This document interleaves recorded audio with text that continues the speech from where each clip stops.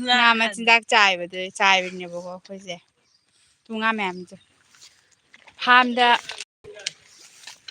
ꯉꯥ ꯃꯆꯤꯟꯖꯥꯛ ꯆꯥꯏꯔꯒ ꯍꯤꯡꯖꯕ ꯄꯨꯟꯁꯤꯅꯤ ꯏꯆꯦ ꯀꯟꯅ ꯁꯨꯝ ꯇꯥꯍꯜꯂꯛꯏꯁꯦ ꯅꯣꯡꯁꯨ ꯀꯟꯅ ꯇꯥꯔꯦ ꯃꯌꯥꯝꯅ ꯌꯦꯡꯕꯗ ꯑꯗꯨꯝ ꯈꯪꯉꯝꯅꯤ ꯑꯩꯈꯣꯏ ꯉꯥ ꯃꯆꯥꯛ ꯆꯥꯏꯅꯦꯕꯀꯣ ꯁꯤꯁꯦ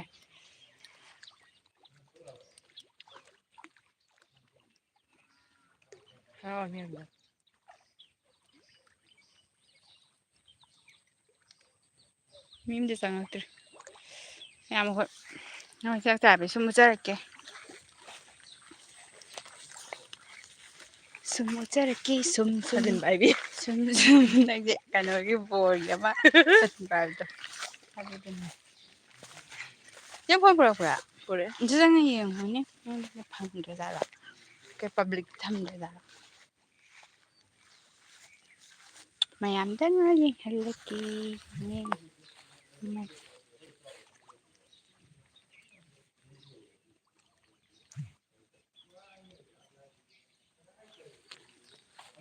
ꯉꯥ ꯐꯥꯕ ꯆꯠꯂꯤꯔꯣꯌꯦ ꯍꯣꯅꯤꯁꯀꯔꯅꯤꯅ ꯉꯥ ꯐꯥꯕ ꯅꯠꯇꯤꯌꯦ ꯉꯥ ꯃꯆꯤꯟꯖꯥꯛ ꯆꯥꯏꯕ ꯉꯥ ꯃꯆꯤꯟꯖꯥꯛ ꯆꯥꯏꯕ ꯆꯠꯂꯤꯅꯤ ꯍꯥꯏꯗꯤ ꯑꯩꯈꯣꯏ ꯁꯨꯃꯥꯏꯅ ꯍꯤꯡꯖꯕ ꯄꯨꯟꯁꯤꯅꯤ ꯃꯌꯥꯝ ꯉꯥ ꯃꯆꯤꯟꯖꯥꯛ ꯄꯤꯖꯗꯅ ꯈꯣꯠꯇꯅ ꯍꯥꯏꯗꯤ ꯂꯧꯕꯨꯛꯀꯤ ꯃꯤꯅꯤ ꯍꯥꯏꯇꯥꯔꯦ ꯂꯧꯁꯨ ꯑꯗꯨꯝ ꯎꯔꯤ ꯁꯪꯇ꯭ꯔꯤꯛ ꯁꯪꯉꯦꯍꯦ ꯂꯧꯁꯤꯗꯤ ꯂꯧꯁꯦ ꯌꯦꯡꯉꯨ ꯐꯖꯩꯌꯦꯕ ꯁꯪꯉꯦ ꯉꯥꯁꯨ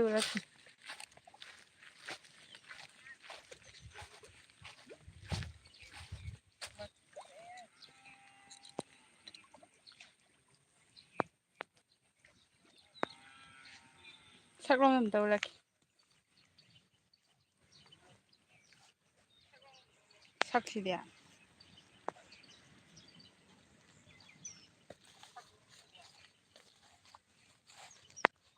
ꯆꯦ ꯁꯅꯥꯊꯣꯏ ꯂꯩ ꯆꯦ ꯁꯅꯥꯊꯣꯏ ꯂꯩ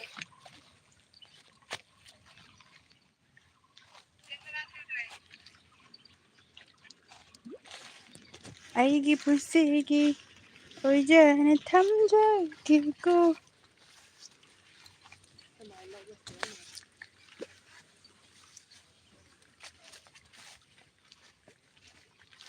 ꯍꯣꯏ ꯍꯣꯏ ꯅꯕꯥꯏꯅꯤ ꯈꯛ ꯃꯥꯜꯂꯤ ꯌꯦꯡꯉꯁꯤ ꯉꯥ ꯑꯣꯜꯂꯤꯖꯧ ꯃꯌꯥꯝ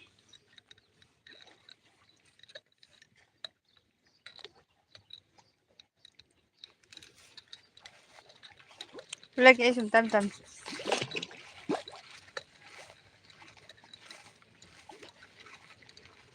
ꯆꯥꯔꯤꯖꯧ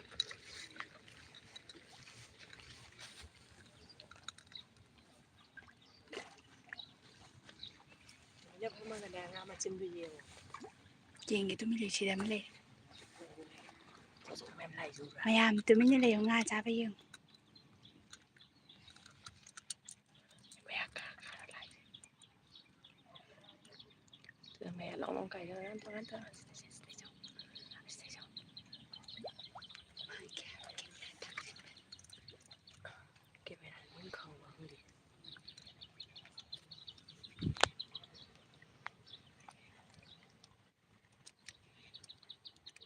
ꯃꯆꯤꯟꯖꯥꯛ ꯆꯥꯔꯤꯅꯦꯕ ꯃꯆꯤꯟꯖꯥꯛ ꯆꯥꯏꯕꯒꯤ ꯉꯥꯗꯣ ꯃꯌꯥꯝ ꯂꯩꯔꯤꯅꯦ ꯂꯩ ꯒ꯭ꯔꯥꯁ ꯀꯥꯞꯅꯦꯕ ꯑꯩꯈꯣꯏꯅ ꯊꯥꯗꯔꯤꯁꯦ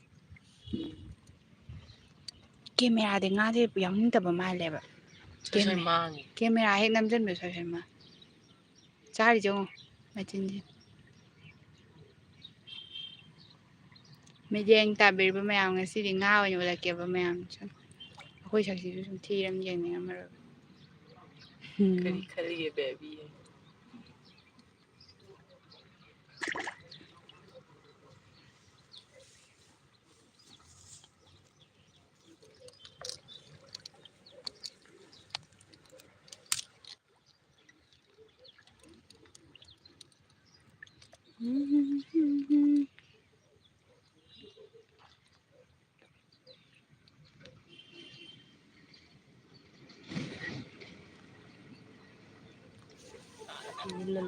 ꯊꯥꯎ ꯀꯣꯔꯥꯞ ꯑꯩꯗꯤ ꯃꯤꯅꯥꯏ ꯍꯥꯏꯕꯗꯣ ꯑꯣꯏꯔꯨꯕꯅꯤꯅ ꯃꯄꯨꯅ ꯊꯕꯛ ꯍꯥꯏꯔꯛꯑꯦ ꯑꯗꯨꯅ ꯃꯤꯅꯥꯏ ꯊꯧꯗꯥꯡ ꯂꯧꯔꯨꯈꯤꯒꯦ ꯍꯣꯅꯤꯁꯀꯔꯅꯤ ꯃꯤꯅꯥꯏ ꯃꯄꯨꯒꯤ ꯋꯥ ꯉꯥꯡꯅꯗꯦ ꯇꯧꯒꯗꯕꯅꯤ ꯇꯧꯕ ꯌꯥꯕ ꯊꯕꯛ ꯄꯨꯝꯅꯃꯛ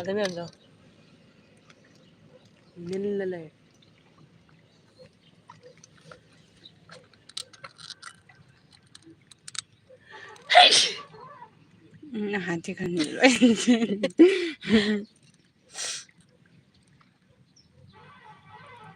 ꯃꯌꯥꯝ ꯉꯁꯤꯗꯤ ꯅꯩꯈꯥꯏꯕꯤ ꯇꯤꯝꯁꯦ ꯉꯥꯗ ꯑꯣꯏꯅ ꯅꯩꯍꯜꯂꯒꯦꯀꯣ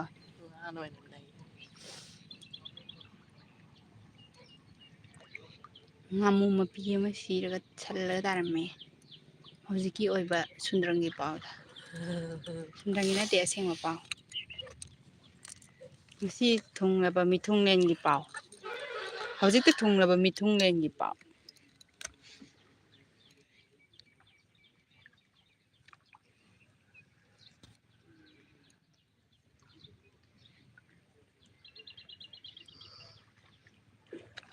ꯀ꯭ꯂꯥꯁ ꯀꯞ ꯆꯅꯤꯃꯨꯛ ꯍꯋꯥꯏꯒꯤꯁꯤꯗ ꯂꯩꯔꯤꯕ ꯆꯥꯛꯁꯦ ꯑꯁꯤꯗ ꯑꯣꯏꯅ ꯐꯝꯃꯒ ꯑꯩꯅ ꯈꯔ ꯏꯁꯤꯡꯁꯨ ꯂꯨꯕꯒꯤꯀꯣ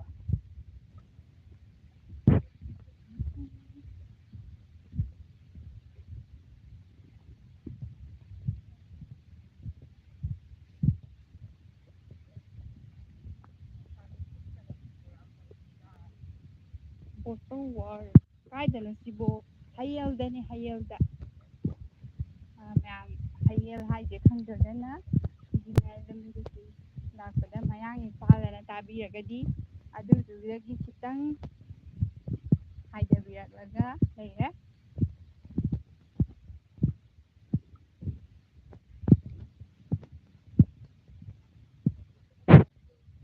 ꯎꯐ ꯇꯜꯂꯦ ꯂꯥꯛꯑꯣ ꯐꯣꯇꯣ ꯎꯕꯗ ꯁꯉꯥꯏꯔꯦꯜꯅꯦ ꯆꯪꯉꯤꯁꯦ ꯀꯩꯅꯣ ꯇꯧꯔꯤꯁꯤꯕꯣ ꯑꯣ ꯂꯧꯕꯨꯛꯇ ꯉꯥ ꯃꯆꯤꯟꯖꯥꯛ ꯄꯤꯕ ꯂꯥꯛꯄꯅꯦꯕ ꯉꯥꯃꯨ ꯑꯃ ꯇꯥꯔ ꯂꯩ ꯃꯌꯥꯝ ꯌꯦꯡꯉꯨ ꯂꯤꯟꯅ ꯆꯤꯛꯄꯩ ꯃꯥꯜꯂꯦ ꯂꯤꯟꯅ ꯆꯤꯛꯄꯒꯤ ꯁꯥꯏꯁꯤꯅꯤꯅꯦ ꯎꯔꯨꯝ ꯂꯥꯡꯉꯤꯁꯦ ꯁꯥꯏ ꯈꯔ ꯂꯥꯡꯗ꯭ꯔꯥ ꯁꯤꯗꯤ ꯈꯔ ꯂꯩꯔꯨꯁꯦ ꯑꯗꯨꯗꯤ ꯑꯝꯇ ꯆꯣꯡꯊꯔꯒ ꯏꯔꯣꯏꯔꯨꯗꯅ ꯑꯁꯣꯟ ꯁꯣꯝꯗ ꯄꯨꯡꯗꯣꯟꯁꯨ ꯄꯥꯜꯂꯦ ꯉꯁꯤꯗꯤ ꯃꯄꯥꯟꯗ ꯑꯣꯏꯅ ꯊꯣꯛꯂꯛꯑꯒ ꯂꯥꯏꯠ ꯄꯨꯡꯗꯣꯟꯗꯣ ꯊꯥꯔꯛꯄꯅꯦ ꯃꯈꯣꯡ ꯄꯥꯜꯂꯛꯄ ꯍꯧꯕꯗꯣ ꯌꯦꯡꯉꯣ ꯑꯗꯨ ꯄꯨꯡꯗꯣꯟꯁꯦ ꯈ꯭ꯋꯥꯏ ꯃꯈꯣꯡꯅꯦꯕ ꯁꯤꯁꯦ ꯑꯗꯨ ꯁꯨꯃꯥꯏꯅ ꯄꯥꯜꯂꯦ ꯁꯤ ꯃꯥꯏ ꯐꯤꯕꯝꯁꯦ ꯇꯦꯛꯊꯒꯩ ꯄꯥꯜꯂꯦ ꯄꯥꯛ ꯎꯗꯕ꯭ꯔꯥ ꯑꯩ ꯅꯍꯥꯟ ꯑꯁꯤꯗꯩ ꯑꯃ ꯍꯦꯛꯎꯔꯦ ꯃꯦꯡꯉꯕꯣꯏ ꯅꯤꯡꯉꯒ ꯍꯦꯛꯇ ꯌꯥꯒ ꯂꯣꯏ ꯐꯔꯥ ꯐꯔꯥ ꯀꯥꯏ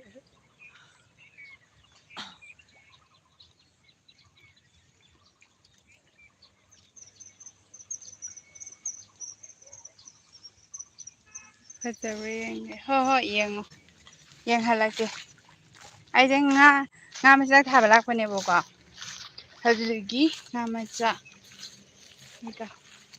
ꯉꯥ ꯃꯆꯤꯟꯖꯥꯛ ꯊꯥꯕ ꯂꯥꯛꯄꯗ ꯁꯨꯝ ꯃꯌꯥꯝ ꯄꯨꯟꯅ ꯌꯦꯡꯃꯤꯟꯅꯁꯦ ꯍꯥꯏꯗꯨꯅ ꯂꯥꯏꯠ ꯊꯥꯔꯛꯄꯅꯦꯕꯀꯣ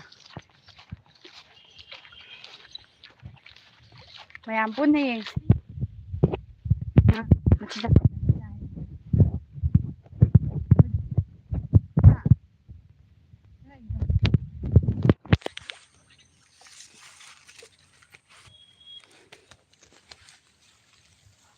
ꯁ꯭ꯋꯥꯏꯗ ꯉꯥ ꯄꯥꯛ ꯆꯥꯔꯝꯗꯦ ꯆꯥꯔꯛꯀꯦ ꯑꯩ ꯃꯌꯥꯝ ꯆꯥꯎꯔꯤꯁꯤ ꯆꯥꯔꯛꯀꯦ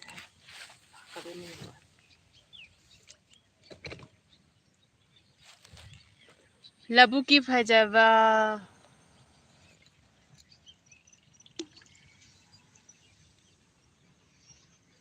ꯑꯉꯥꯎꯕꯤ ꯃꯥꯜꯂꯛꯄ꯭ꯔꯥ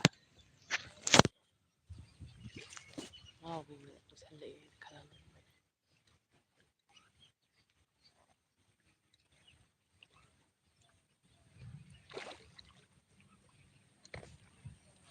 ꯅꯨꯡꯁꯥ ꯁꯥꯏꯌꯦꯕꯀꯣ ꯑꯗꯨꯗꯤ ꯁꯥꯇꯤꯟ ꯇꯨꯞꯄꯤꯁꯤ ꯌꯦꯡꯒꯦ ꯆꯪꯗ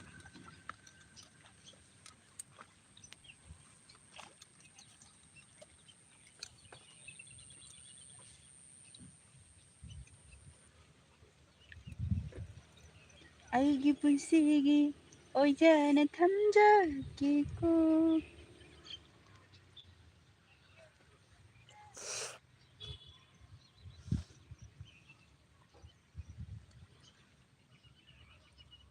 ꯌꯨꯇ꯭ꯌꯨꯕ ꯅꯝꯕꯗꯤ ꯎꯕ꯭ꯔꯥ ꯎꯕ꯭ꯔꯥ ꯑꯩ ꯃꯥꯏꯁꯦ ꯀꯨꯔꯣꯟꯅ ꯊꯣꯛꯑꯦ ꯑꯅꯩꯕ ꯑꯦꯛꯇꯔ ꯈꯔ ꯇꯧꯔꯛꯑꯣ ꯑꯦꯛꯇꯤꯡ ꯈꯔ ꯇꯧꯔꯛꯑꯣ ꯍꯥꯏ ꯚꯤꯗꯤꯑꯣꯗ ꯑꯣꯏꯅ ꯇꯧꯔꯛꯑꯒꯦ ꯍꯧꯖꯤꯛꯀꯤ ꯑꯣꯏꯅꯗꯤ ꯑꯩꯈꯣꯏꯁꯦꯀꯣ ꯂꯧꯕꯨꯛꯇꯅꯦꯕꯀꯣ ꯂꯩꯁꯦ ꯇꯨ ꯂꯧꯕꯨꯛꯇ ꯂꯩꯕꯅꯦꯕ ꯑꯩꯈꯣꯏꯁꯦ ꯍꯧꯖꯤꯛꯁꯦ ꯉꯥ ꯃꯆꯤꯟꯖꯥꯛ ꯊꯥꯕ ꯂꯥꯛꯄꯅꯦꯕꯀꯣ ꯔꯥꯍꯨꯜ ꯎꯆꯤꯋꯥ ꯍꯥꯏ ꯍꯦꯜꯂꯣ ꯎꯆꯤꯋꯥꯗꯒꯤ ꯏꯕꯨꯡꯁꯤꯡ ꯑꯃ I am black yes black ngạc satin ju black ado khongaw di red I am back haraga oh back hara okay camera je back tum thang nga jabong ni farmda nga machindak chaiba lakjabneboko mayam akhoi sumaina farmda kaida tawraga icham chamna hingjaba chese how icham chamna hingjaba punsini farmda kaida khara hotnajaraga Nongsu tarak Isi Lingjen ha tarak nong tari ma'am nong tari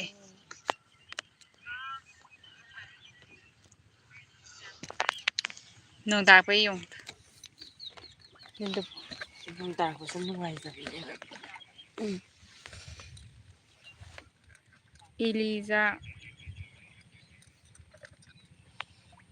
chak chare Udaba kuire idom chai oh udaba kuire amuba Elizabeth sawol sem inaw haitanya udaba ꯑꯩꯒꯤ kuire na su ꯁꯦꯂꯤꯅꯥ udaba kuire ꯃꯣꯏꯔꯥꯡꯊꯦꯝꯒꯤ ꯑꯦꯀꯥꯎꯟꯗꯣ ꯍꯦꯛ ꯇꯧꯈ꯭ꯔꯦ ꯁꯦꯂꯤꯅꯥꯒꯤ account ꯃꯣꯏꯔꯥꯡꯊꯦꯝꯗꯣ ꯍꯦꯛ ꯇꯧꯈ꯭ꯔꯦ oh as yam nungaite kamain tawdrino hanjanba yadrabo amu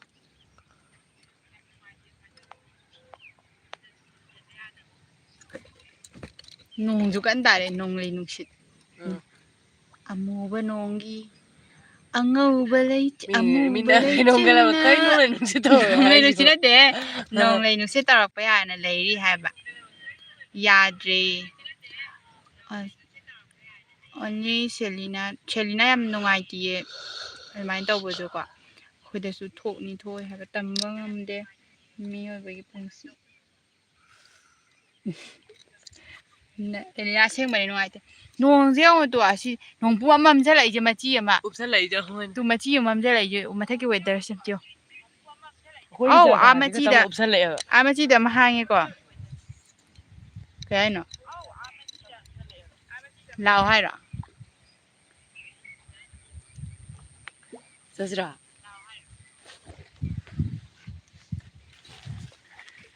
Zazara hi there I subscribe 193 user kanda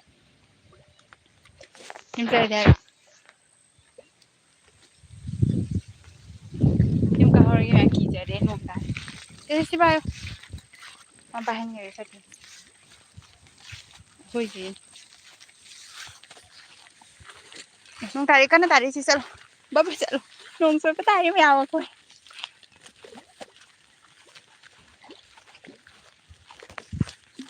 hoji pusi oi jana thamjage ko yam wana adumainya hotnajaraga hoi sumana tawgibado ayu yam nungaite tasengna sum haidi adumai hek tawgibado adudo hanjanbasu amu yanaba tawba yabane ado ainadi phajana khangdre topa haiba ama tanaro isi ai khoida di nong tadi ho akhoi sadi taba hore stalle ai khoi yang nong tare ꯅꯣꯡ ꯎꯞꯁꯜꯂꯛꯄ ꯍꯥꯏꯕ hangtore machi ama weather semdi o mayam mathaki phibamse khoi daraba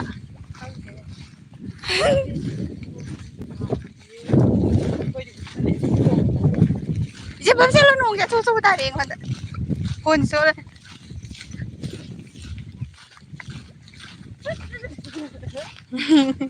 kariya where toira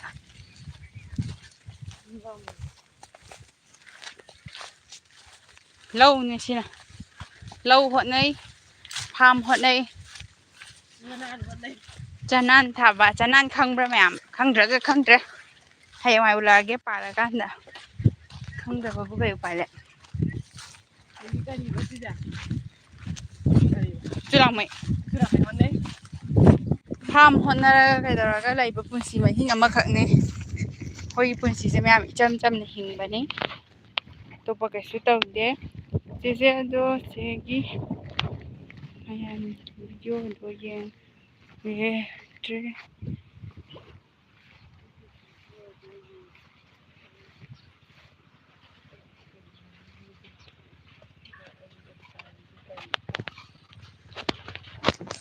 okay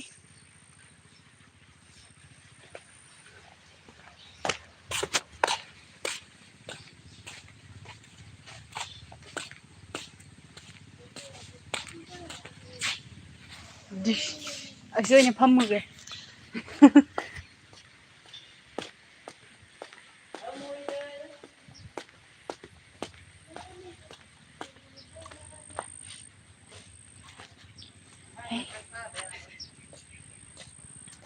ꯃꯌꯥꯝ ꯅꯣꯡꯁꯦ ꯑꯃꯨꯛ ꯃꯊꯛꯇ ꯌꯦꯡꯉꯣ ꯅꯣꯡ ꯑꯀꯟꯕ ꯑꯃ ꯇꯥꯔꯛꯑꯦ ꯍꯧꯖꯤꯛ ꯑꯁꯤꯗꯤ ꯇꯥꯕ ꯍꯧꯔꯛꯑꯦ ꯅꯣꯡ ꯃꯈꯣꯟ ꯇꯥꯕ꯭ꯔꯣ ꯃꯌꯥꯝ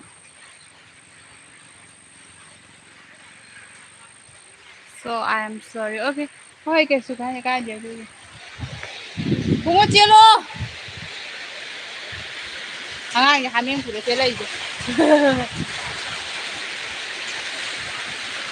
ꯂꯧꯕꯨꯛꯒꯤ ꯃꯀꯣꯟꯗ ꯂꯩꯔꯤꯗꯣ ꯇꯨ ꯁꯒꯣꯜ ꯁꯒꯣꯜꯁꯦ ꯅꯣꯡ ꯆꯣꯠꯂꯅꯤꯌꯦ ꯑꯩꯈꯣꯏꯅ ꯇꯧꯔꯨꯕꯁꯨ ꯌꯥꯔꯣꯏ ꯍꯧꯖꯤꯛ ꯃꯥꯗꯤ ꯍꯣꯏ ꯅꯪ ꯅꯣꯡ ꯆꯣꯠꯂꯅꯤ ꯌꯥꯝꯅ ꯀꯜꯂꯦ ꯅꯣꯡ ꯌꯥꯝ ꯀꯜꯂꯦ ꯃꯥꯗꯤ ꯀꯥꯎꯔꯛꯀꯅꯦꯕ ꯑꯩꯈꯣꯏꯅ ꯇꯧꯔꯨꯕꯅꯦ ꯁꯒꯣꯜꯁꯦ ꯃꯤꯒꯤꯅꯦꯕ ꯑꯩꯈꯣꯏ ꯃꯄꯨ ꯅꯠꯇꯕꯅꯤꯅ ꯆꯦꯆꯦ ꯍꯣꯏ ꯆꯦꯛꯁꯤꯜꯂꯣ ꯍꯣꯏ ꯆꯦꯛꯁꯤꯟꯒꯦ ꯆꯦꯛꯁꯤꯟꯅ ꯍꯤꯡꯒꯗꯕꯅꯤ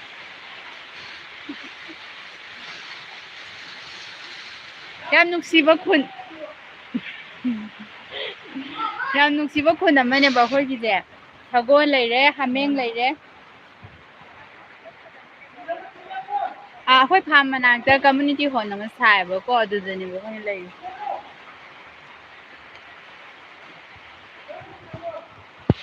ꯉꯁꯤ ꯂꯥꯏꯐ ꯁꯨꯃꯥꯏꯅ ꯇꯥꯔ ꯅꯨꯡꯉꯥꯏꯅꯦ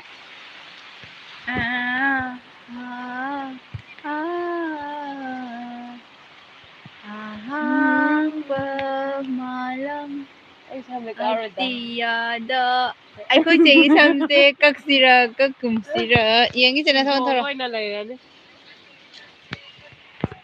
ꯊꯤꯔꯤꯔꯕ ꯈꯨꯊꯤꯗꯣ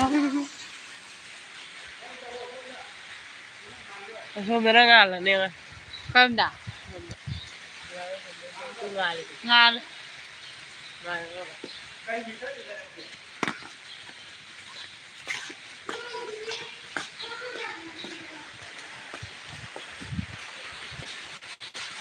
ꯅꯣꯡ ꯍꯨꯝꯊꯔꯛꯀꯅꯤ ꯁꯤ ꯃꯔꯨꯝꯗꯩ ꯐꯝꯃꯤ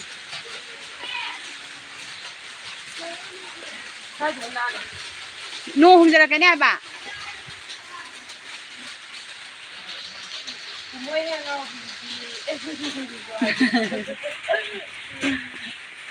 ꯐꯝꯖꯦ ꯍꯥꯏꯔꯣ ꯈꯪꯗꯦꯗ ꯉꯥꯎꯕꯤꯁꯤꯗꯤ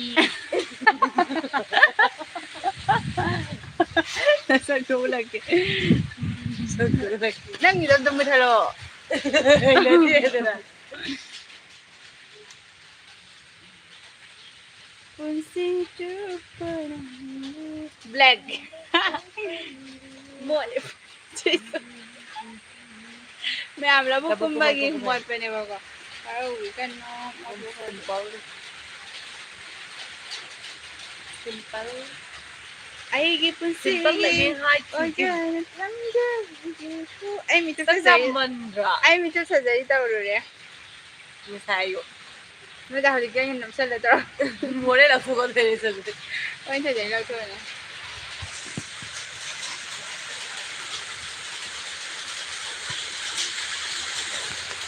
ꯕꯦꯛꯇ ꯑꯣꯏꯅ ꯌꯣꯜꯂꯛꯀꯦ ꯅꯣꯡ ꯀꯟꯅ ꯇꯥꯏꯌꯦꯕ ꯂꯧꯕꯨꯛꯇ ꯉꯥ ꯃꯆꯤꯟꯖꯥꯛ ꯆꯥꯏꯉꯩꯗ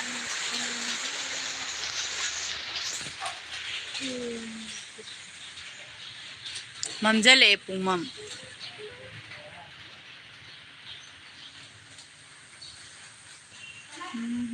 ꯃꯥ ꯃꯦꯁꯦꯖꯁꯦ ꯃꯌꯥꯝ ꯂꯩꯔꯦ ꯅꯣꯡ ꯆꯨꯕ꯭ꯔꯣ ꯆꯨꯏꯌꯦ ꯅꯣꯡ ꯌꯥꯝ ꯃꯪꯉꯦ ꯇꯨ ꯃꯊꯛꯀꯤ ꯋꯦꯗꯔꯁꯦ ꯄꯨꯡꯃꯝ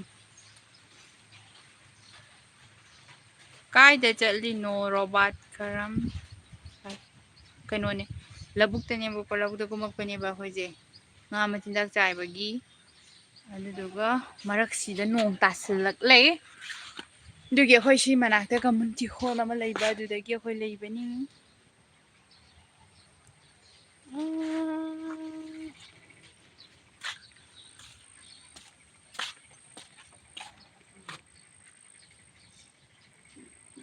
ꯑꯍꯝ ꯍꯥꯏꯔ ꯏꯃꯥ ꯁꯤꯔꯦꯅꯦ ꯁ꯭ꯋꯥꯏꯗ ꯁꯤꯕ ꯇꯥꯔꯦ ꯀꯤꯁꯟ ꯏꯔꯣꯝ ꯂꯦꯡꯁꯤꯜꯂꯛꯑꯦ ꯑꯩꯈꯣꯏꯒꯤ ꯂꯥꯏꯐꯇ ꯑꯩꯈꯣꯏ ꯉꯁꯤꯗꯤ ꯂꯧꯕꯨꯛꯇ ꯑꯣꯏꯅ ꯂꯥꯏꯞ ꯊꯥꯔꯦ ꯂꯧꯕꯨꯛꯀꯤ ꯂꯥꯏꯞ ꯑꯣꯏꯅ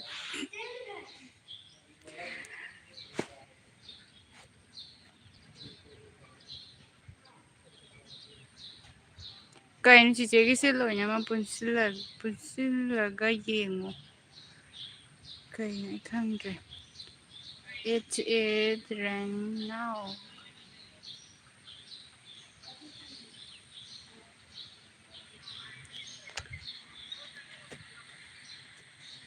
ꯅꯣꯡ ꯍꯥꯏꯖꯅ ꯍꯧꯖꯤꯛ ꯒꯔꯥꯎ ꯒꯔꯥꯎ ꯇꯥꯔꯝꯕꯗꯣ ꯂꯦꯞꯈꯤꯕ ꯋꯥꯅꯤ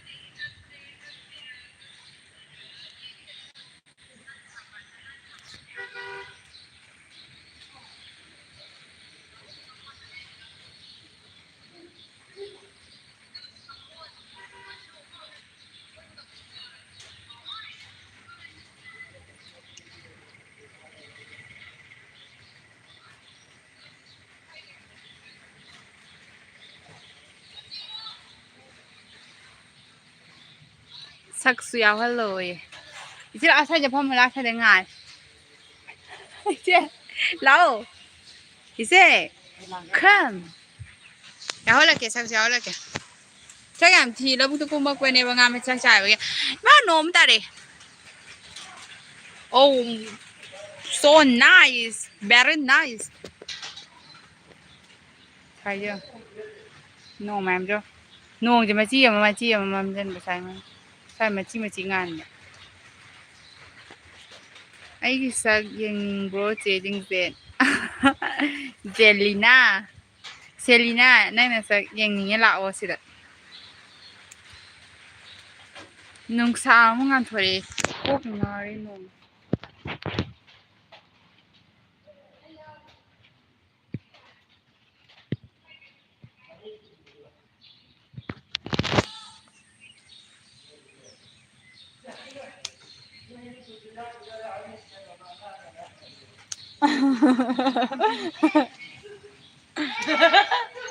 ꯍꯦꯔꯥ ꯍꯥꯏꯁꯦ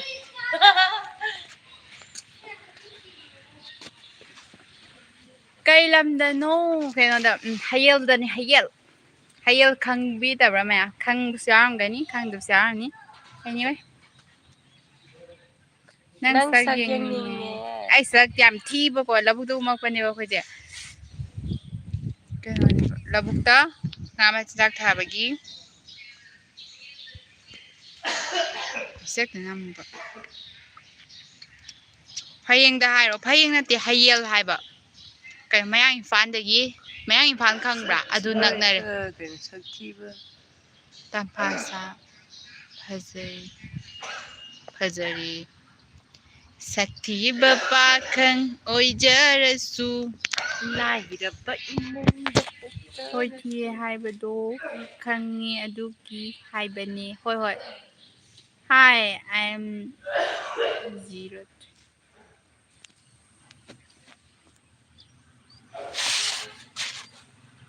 ꯌꯦꯡꯒꯦꯁꯦ ꯑꯣꯏꯔꯝꯗ꯭ꯔꯦ ꯂꯧꯕꯨꯛꯇ ꯆꯠꯄ ꯁꯛꯇꯨꯅꯤ ꯌꯦꯡꯅꯤꯡꯉꯤꯁꯦ ꯑꯣꯀꯦ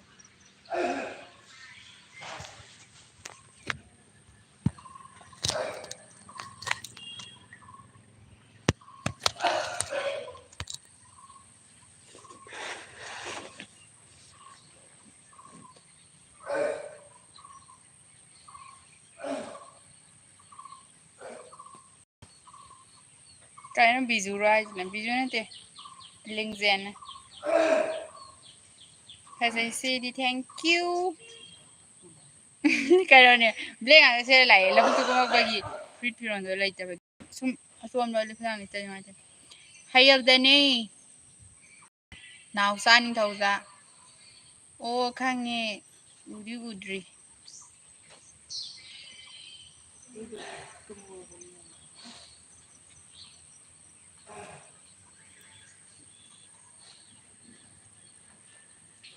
ꯆꯦ ꯍꯥꯎ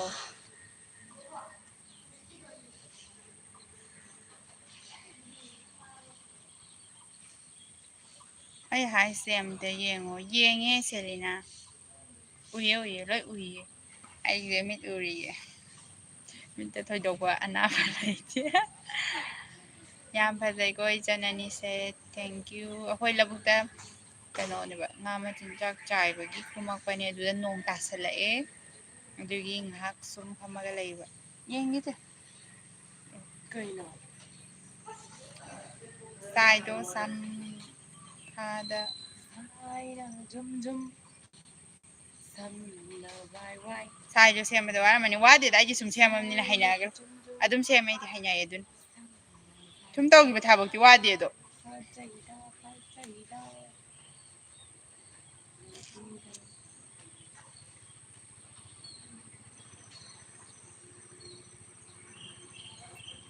ꯕꯔꯖꯤꯠ ꯂꯧꯔꯦꯝꯕꯝ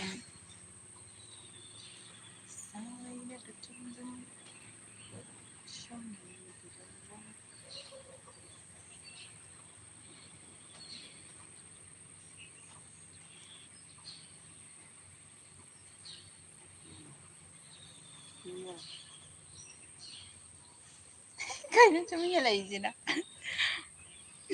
ꯅꯣꯛꯇꯕꯤꯗ ꯎꯏꯎ ꯆꯥꯔ ꯂꯩꯁꯤ ꯀꯩꯅꯣ ꯅꯣꯔ ꯀꯩ ꯏꯟꯖꯥꯡ ꯆꯥꯔꯒꯦ ꯀꯩ ꯏꯟꯖꯥꯡ ꯆꯥꯕꯗꯨꯕꯣ ꯀꯩꯅꯣꯅꯦ ꯂꯧꯕꯨꯛꯇꯒꯤ ꯍꯤꯡꯒꯣꯜꯒꯤ ꯁꯥꯔꯦꯡ ꯆꯥꯔꯦ ꯍꯤꯡꯒꯣꯜ ꯁꯥꯔꯦꯡꯗꯤ ꯍꯤꯡꯒꯣꯜꯗꯒꯤ ꯀꯩꯀꯩ ꯍꯦꯛꯑꯒ ꯃꯅꯥ ꯃꯁꯤꯡ ꯍꯦꯛꯑꯒ ꯊꯣꯡꯉꯒ ꯈꯣꯠꯂꯒ ꯆꯥꯔꯦ ꯃꯅꯥ ꯃꯁꯤꯡꯅ ꯍꯥꯏ hello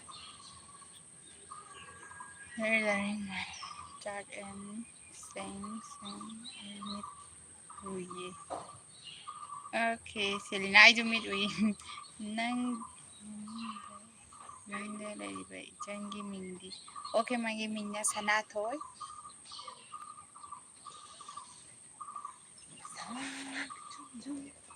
samna wai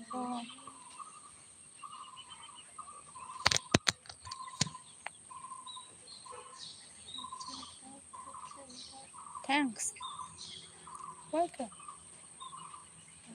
my 100 any coins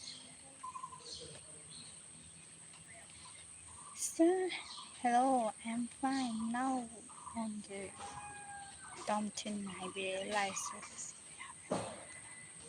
pega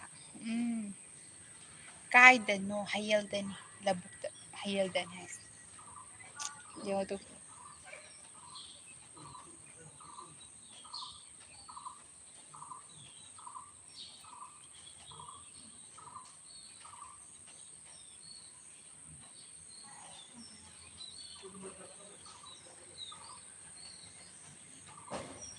Selena mai masagi mo ye mai kinun senen sa hoy sangi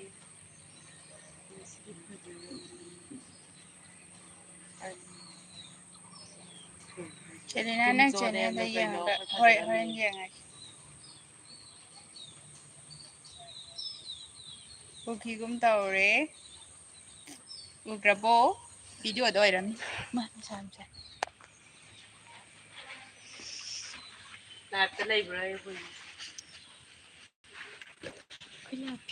latte library lai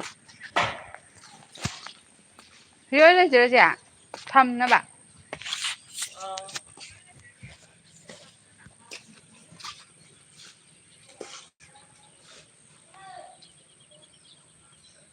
Nyasidi fajarame anise Kaidorino labukta phamachina nga majak chaibai laambane ba nabani sum live da laibro Kaidorino live thari ꯉꯥ ꯃꯆꯥ ꯆꯥꯕ ꯂꯧꯕꯨꯛꯇꯅꯦ ꯑꯩꯈꯣꯏ ꯂꯩꯁꯤꯗꯣ ꯅꯨꯡꯁꯥ ꯁꯥꯔꯒꯅꯦ ꯑꯁ꯭ꯋꯥꯏꯁꯤꯅ ꯉꯥꯜꯂꯦꯀꯣ ꯑꯗꯨꯒ ꯁꯤ ꯃꯊꯛꯁꯦ ꯅꯨꯡꯁꯥꯗꯤ ꯀꯨꯞꯁꯜꯂꯛꯑꯦ ꯃꯐꯝꯗꯣ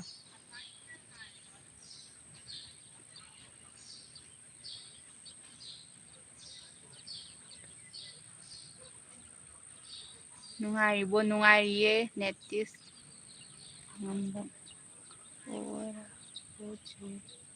ꯆꯦꯂꯤꯡꯖꯦ ꯑꯣꯔꯕꯨ ꯆꯦꯂꯤꯡꯖꯦ ꯁꯦꯛꯅꯥꯏ ꯄꯣꯉꯥꯜ ꯑꯩꯁꯨ ꯌꯥꯎꯒꯦꯗꯅ ꯁꯨꯝ ꯂꯥꯏꯞꯇ ꯂꯩꯅꯤꯡꯉꯤ ꯑꯣꯀꯦ ꯌꯥꯏ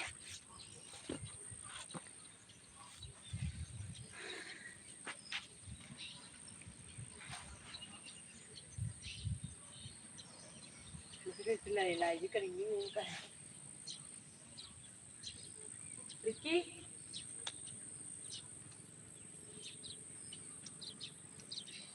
ꯑꯗꯨꯗꯤ ꯀꯩꯅꯣꯝ ꯇꯥꯔꯛꯇꯧꯕ ꯃꯥꯟꯗ꯭ꯔꯣ ꯎꯍꯜꯂꯛꯀꯦ mobile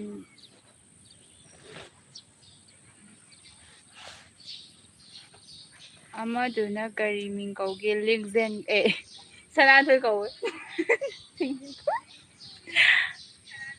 Thank you very happy for me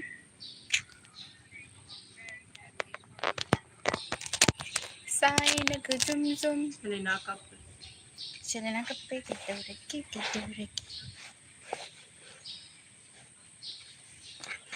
Why just having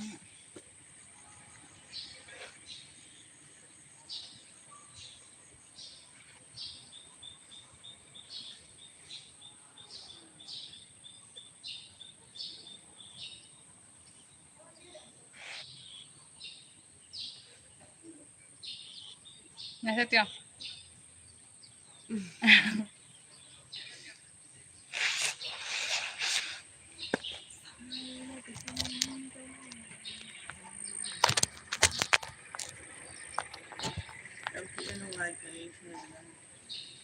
Selena kaidawa yaurage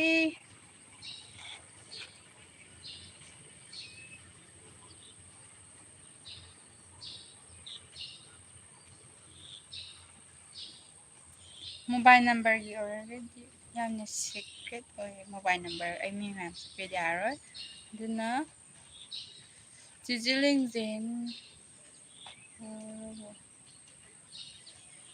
Urabo haira Selena urabo haira nangse ai khangdre Hello Toma hi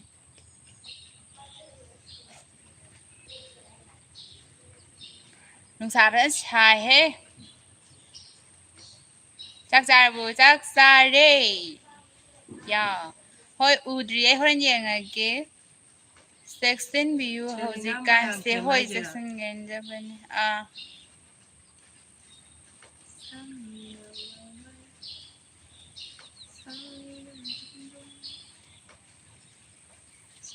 Selena nangna sa tay horan yengage haujuk phone live tharibo Sam sai to Weather so mathaki phibam se maya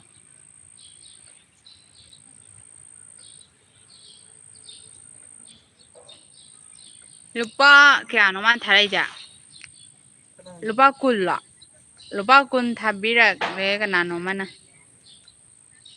Thank you Lupa kun hoido nyatra paisa tha hoi nyatra siba Mai khangdreda Lupa amara kainom thare And that thank you Please reflect nam Mera numbling then don't deny Tu khi yo tu se ngo Je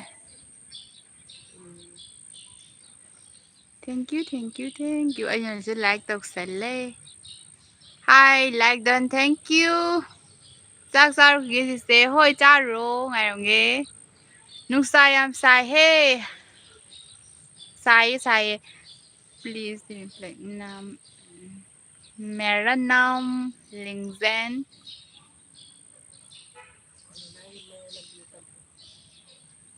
Selena kaya maya lami college ta tambro na Manipur irang kamay tawrige Manipur irang se dum tawriye Phawa ko ba naidre My name Alex Tomten gi maming Alex kawe hi Can video Neikhaibi Team. Hi sister Neikhaibi Team, I met you sister Honey. Sister Honey kaha.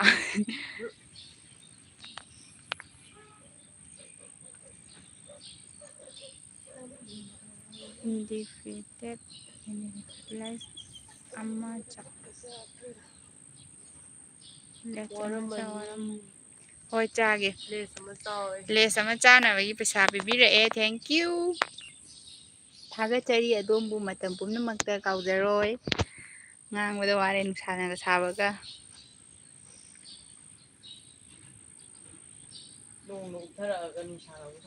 Nung kana mangi tu mathak siyo. Mathak to yulake. Mathak ki lai bon tharage. Lai nung uba ngamba mi yaw yaw. Fazaya saji la sinji dia. What are you doing? Sak ula o ulake. Mathak ki jani yengo. Mathak ta kano koi kim na.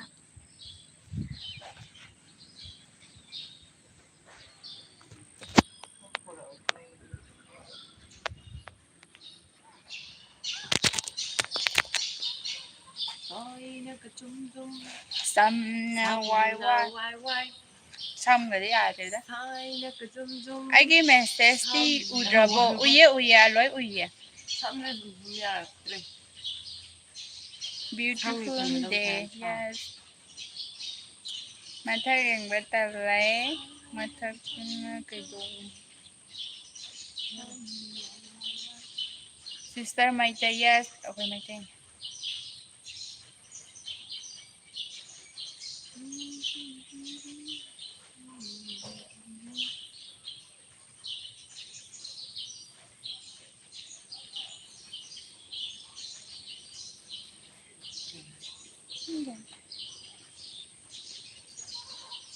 Sai na ga jum sam na why ning thi re fajare ning thi re.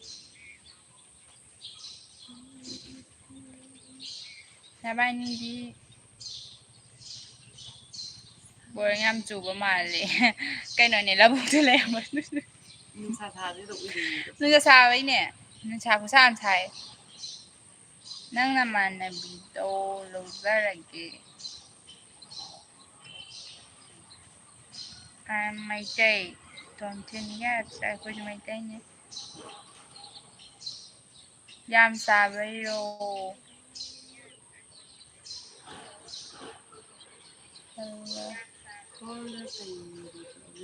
Oh, labog ta na nga machinag chai bala amma ne ko do nung taslak pa dagi sida ngatang lay ba nung su tai ba nung sa tai ko kung ha re weather je. Sister Sana Toy and Lingjen, your face is so beautiful and so cute. Thank you. And Toy Bees also. ID cookie ne Arvin o cookie yam jar me. Abe ma kay min kau bi bagay ay kina Lingjen kau eh. Naman yung sakse ay na pamtaba sa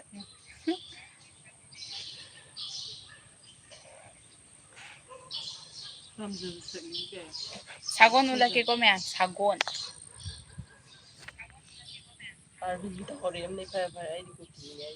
Kay daw rin no, labog talay labog talama. Kang na zero. Go horse. Yes, horse.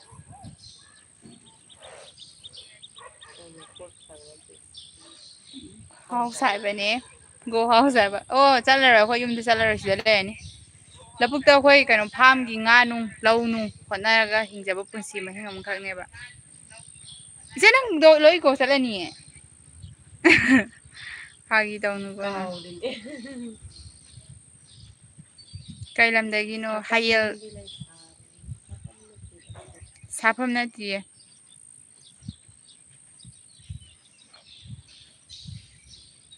Thank you.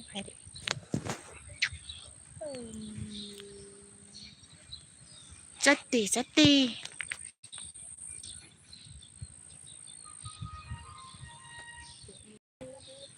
Sati. Sister Lingzen, how? Hentoy bizozo. Matak siya. Fazadra Lingjen marak sila sana ning. Songdana, fundana, haibi tongdana. Isay jo saglag o dana. Sai na jum. Samna wai. Ning tire fajare. Mapamdo ya nungsiye. Kuhima.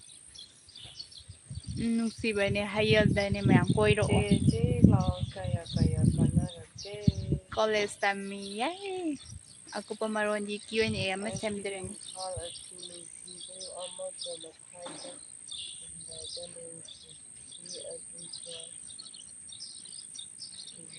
Nung suki labuk taga magi cice nino.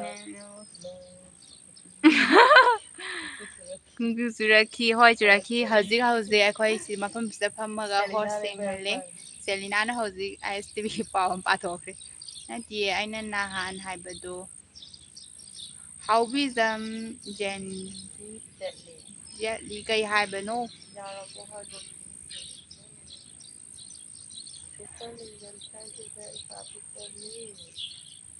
Sister Lingzen, thanks you very happy for me. Thank you. Sister Lingzen says sahi kaya surage. Ay do Q&A gi video am semder ke boko mayam do nya hangbiro ay sumla hedo ready.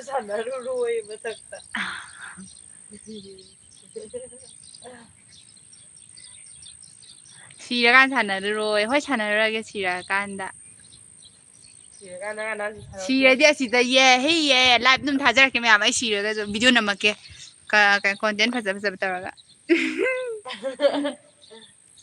Kay lam no sibo hayal ne hayal khangdro mayam. Nungai Victoria Devi. Je Victoria ro. Ha bhagazari. Nungai akhoi je labuk oi kai voi sa san napi singbi umang wamang lechin phongphai marak sida leibase onthok na nungai. Ha. Kaya bacha. Yam fazahandro nang ito napi singbi lechin phongphai wamang yam haitro. Sasan sagon hameng aikoi. Video ko naman namagikan.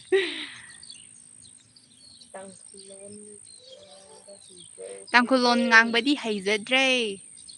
Ay sakpatam hay kabad.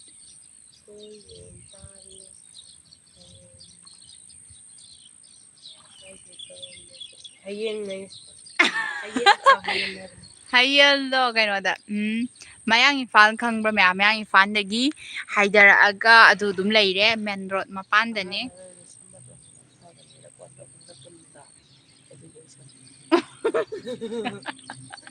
Bisa di dia. Exactly, thank you.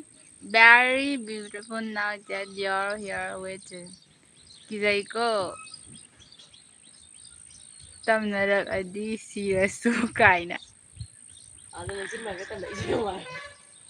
Sangwando loi giro. Noi giro hai boy ramni mai je ai khangeba. Ako ina te migi ni. Migi shagone.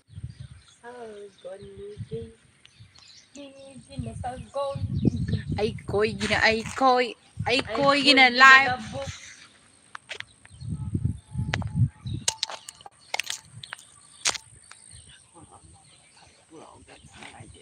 Kay hay no.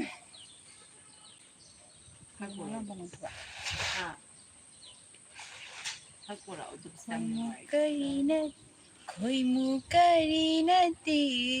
Si sai do. Si sai do saro koi mu gi do. Na si sai do hai yo da oi mai. Rainbow thok koi ra moi ye kai no. Rainbow thok ti. Haidi nusa mangan ga man ba do. Bun ba su koi ba la. Oh. Yam nungai ba ni ko. Lakninge no ma lakya. Lakpagi ko dong sa ba se phang da ba. ꯁꯛꯁꯨ ꯐꯖꯩ ꯏꯁꯩꯁꯨ ꯌꯥꯝ ꯍꯩꯀꯣ thank you ꯍꯩꯗꯤ ꯍꯩꯇꯦ ꯆꯦ ꯁꯛꯂꯣ ꯑꯝꯇ ꯁꯥꯏꯅ ꯁꯥꯏꯅ ꯅꯠꯇꯦ ꯀꯥꯎꯊꯣꯛꯈ꯭ꯔꯦ ꯀꯩꯅꯣ ꯍꯧꯖꯤꯛ ꯍꯥꯏꯒꯦ ꯏꯁꯩꯗꯨꯔꯣ ꯈꯣꯏꯃꯨ ꯀꯔꯤ ꯅꯇꯤꯛ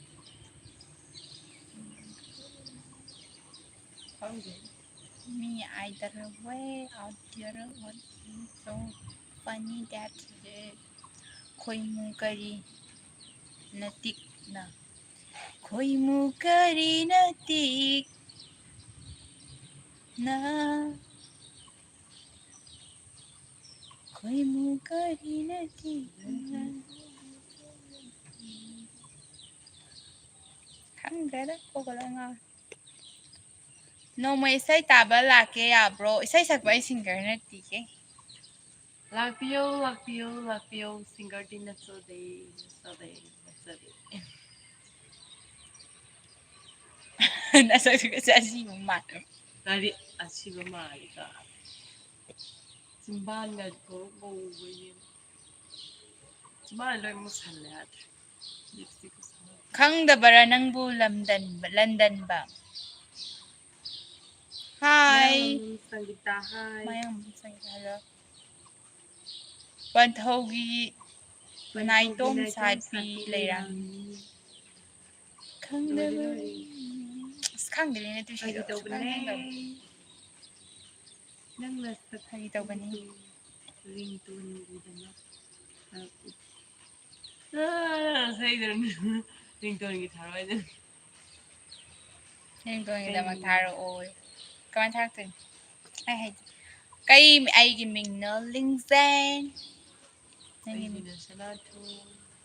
Isay duni ay na hi stay Mamanabido yung halo adu sagalo o si hay chalo kay nang sagi kay no ta nga thong sa karayda layno labukta laynya labukta nga machinang sa bagi lakpa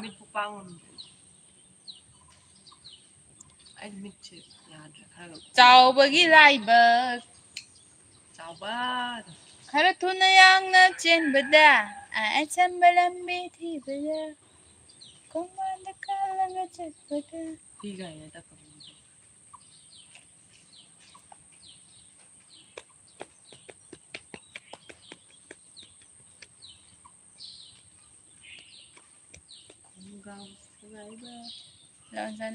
Hi sister Instagram mai hange ai mình đã tụm hàng mình ha ha nó sẽ lấy one day we have one day we have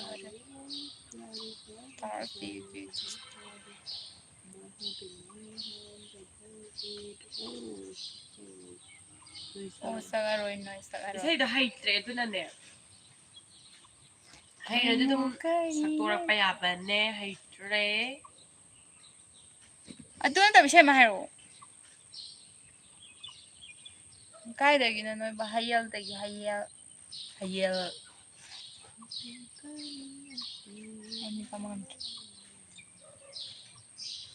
hayal mo harka haro Pasay ko thank you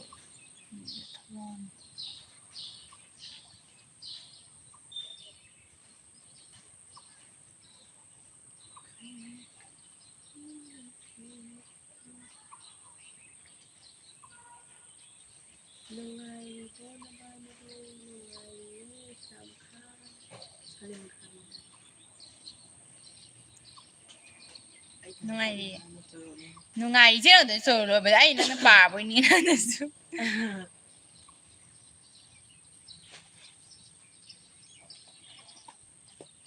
na ken thagi su nong tha lei ka len thagi su nong ju tha lei liba malang na wow thank you sister Nam मेरा name और mình Lingjen có ai mình rất cao heo ơi bạn love for cookie land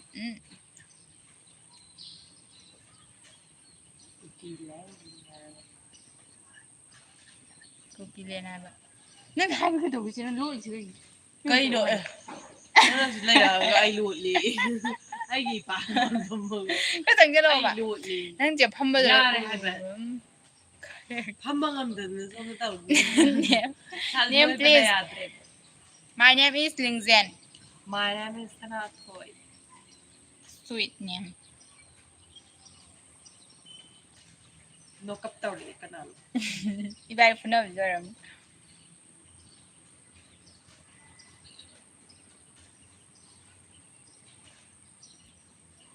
Kaino? Kaino? Anong pulay ito kaino? Thank you ba ni kadrag?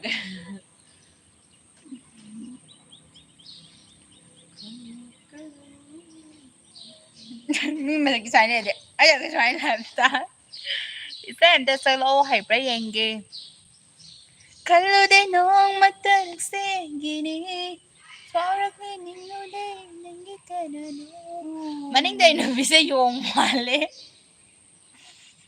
Curry tayo. Yung ne, yung may nyawai rubane.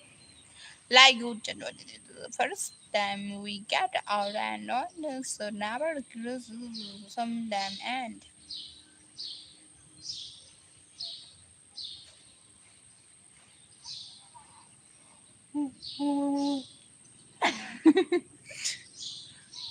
Yeah, good I don't know. Hi, Mom. Mayam. Hi. Step here.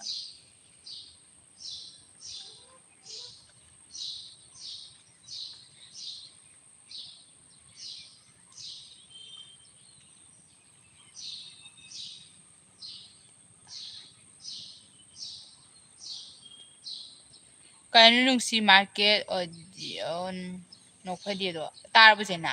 Ay tadri. Ha? Tari darom daro. Darom daro. Hello.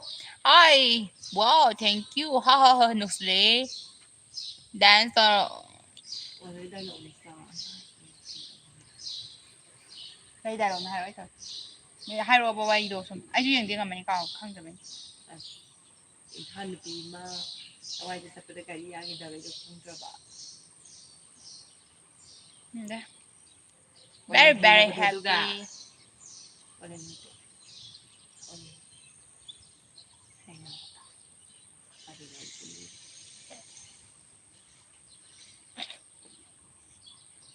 Cao rồi.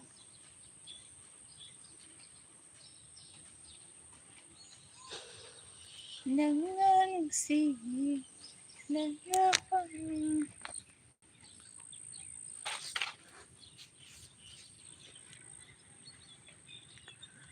What are you doing?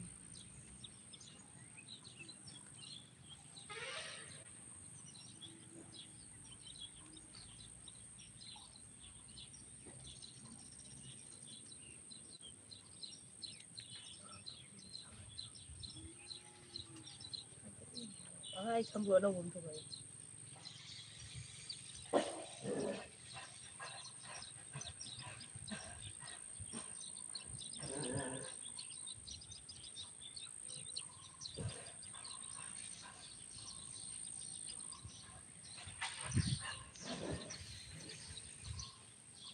Việc gì cả tôi không được.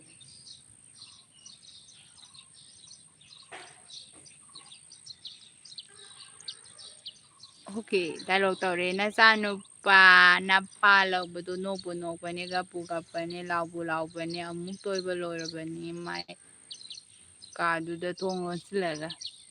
Hindi la tambagi daw to step na.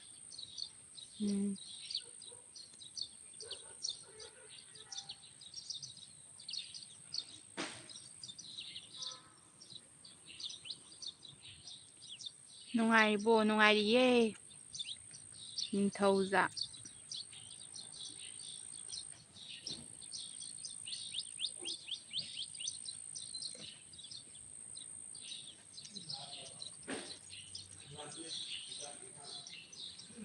Che, how?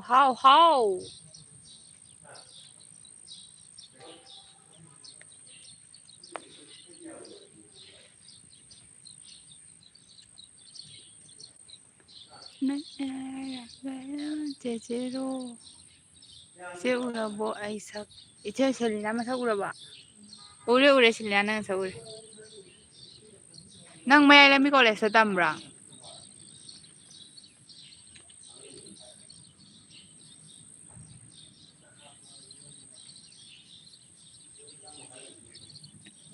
Okay tầm 12 mai.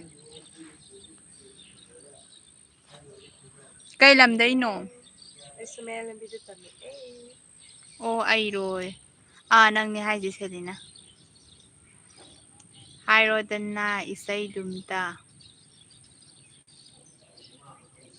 Hai rồi hai ning ba hai rồi. Yare yare. Hai rồi tên isay dumta na coi. Không được.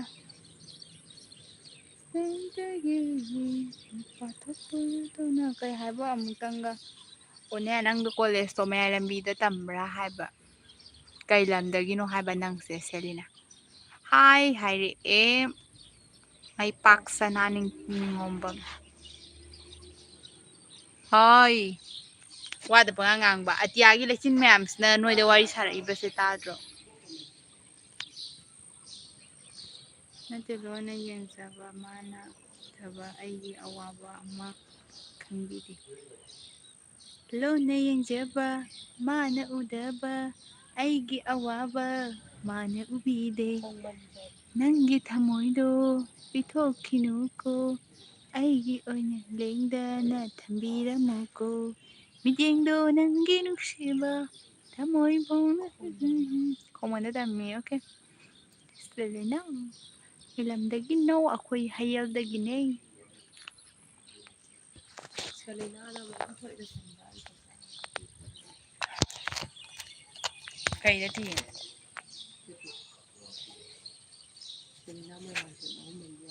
Selena ngare YouTube si. Atra.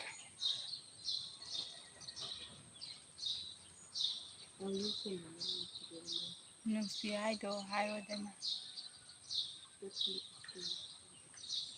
Skun na Catholic skun Kanchipur.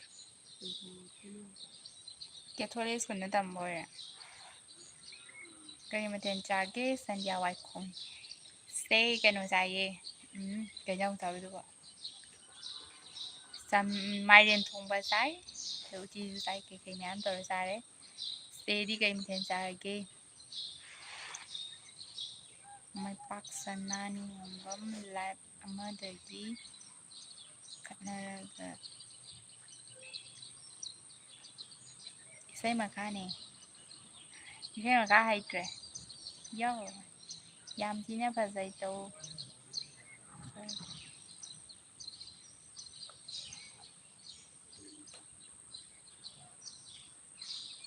Now YouTubers.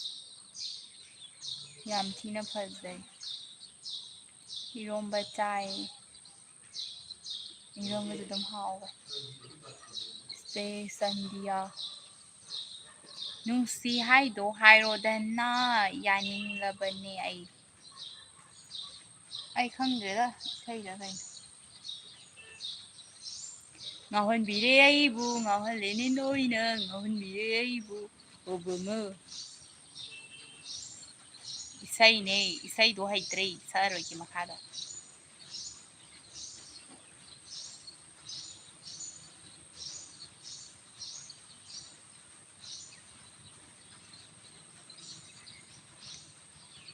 Singaling test to thongda thangbi ado kai kino nangbo ado kai kino nangbo kaino ay kai torage kado kaino now YouTuber kaino na new YouTuber yam siye thank you hꯧꯖꯤꯛꯇ ꯁꯛꯂꯝꯕꯗꯨꯒꯤ ꯃꯈꯥꯅꯦ ꯂꯣꯟꯅ ꯌꯦꯡꯖꯕ ꯍꯣꯏꯕ ꯈꯪꯉꯦꯕ ꯏꯁꯩꯗꯣ ꯅꯨꯡꯁꯤ ꯍꯥꯏꯅ ꯍꯥꯏꯔꯣꯗꯅ ꯌꯥꯅꯤꯡꯂꯕꯅꯤ ꯄꯥꯝꯃꯤ ꯍꯥꯏꯅ ꯐꯣꯡꯉꯣꯗꯅ ꯈꯪꯗ꯭ꯔꯗ ꯏꯁꯩ ꯁꯛꯑꯔꯣꯏꯒꯦ ꯏꯁꯩ ꯁꯛꯄ ꯍꯩꯇꯦꯕ ꯑꯩꯁꯦ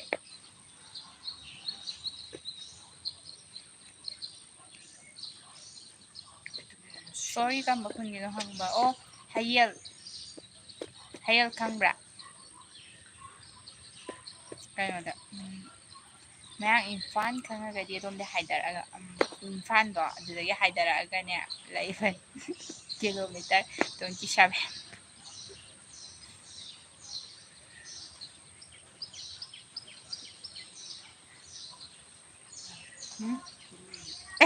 ꯑꯃꯇꯪꯗꯤ ꯈꯥꯡꯉꯝꯗꯦ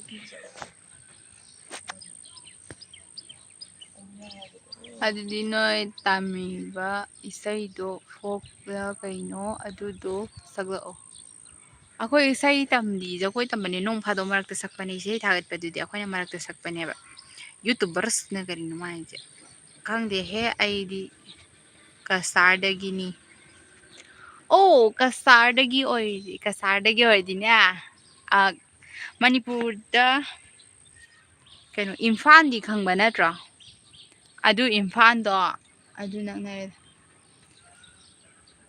ꯅꯃꯥꯟꯅꯕꯤꯗꯣ ꯏꯃꯥꯟꯅꯕꯤ ꯀꯩꯗꯧꯔꯒꯦ ꯀꯁꯥꯔꯗꯒꯤ ꯑꯃꯁꯨ ꯌꯦꯡꯕꯤꯔꯦ ꯊꯦꯡꯀ꯭ꯌꯨ ꯊꯥꯒꯠꯆꯔꯤ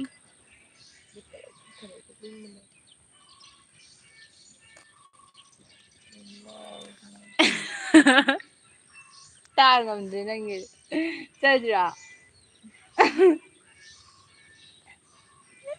ꯅꯪ ꯈꯟꯕꯗ ꯑꯩ ꯅꯨꯡꯉꯥꯏꯇ꯭ꯔꯦ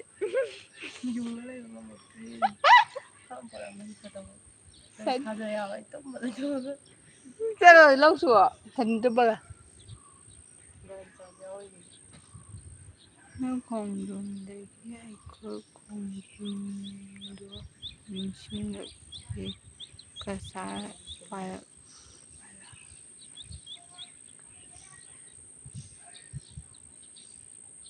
ꯀꯁꯥꯔ ꯄꯜꯂꯛꯑꯒ ꯋꯥꯔꯤ ꯑꯃ ꯅꯤꯡꯁꯤꯡꯈ꯭ꯔꯦ ꯍꯧꯖꯤꯛ ꯍꯥꯎꯕꯤꯖꯝ ꯖꯦꯠꯂꯤꯅ ꯑꯩꯗꯤ ꯁꯤꯜꯀꯤꯝꯗꯒꯤꯅꯤ ꯑꯣ ꯉꯁꯤꯗꯤ ꯀꯁꯥꯔ ꯁꯤꯜꯀꯤꯝ ꯌꯥꯝ ꯌꯥꯎꯕꯤꯔꯦ ꯏꯆꯤꯟ ꯏꯅꯥꯎ ꯃꯌꯥꯝ ꯑꯃ ꯊꯦꯡꯀ꯭ꯌꯨ ꯑꯩꯈꯣꯏ ꯃꯩꯇꯩ ꯃꯆꯥ ꯉꯥꯛꯇꯅꯤ ꯁꯞꯄꯣꯔꯠ ꯇꯧꯕꯤꯌꯨ ꯃꯌꯥꯝꯅ ꯐꯥꯒꯤ ꯇꯧꯕꯅꯦ ꯑꯩꯗꯤ ꯑꯉꯥꯡꯅꯦ ꯆꯍꯤ 10 ꯁꯨꯔꯦ ꯑꯩꯗꯤ ꯃꯩꯄꯥꯛ ꯁꯅꯥ ꯅꯤꯉꯣꯝꯕꯝ ꯌꯥꯝ ꯑꯉꯥꯡ ꯑꯣꯏꯔꯤ ꯅꯪ ꯂꯥꯏꯔꯤꯛ ꯀꯟꯅ ꯄꯥꯎ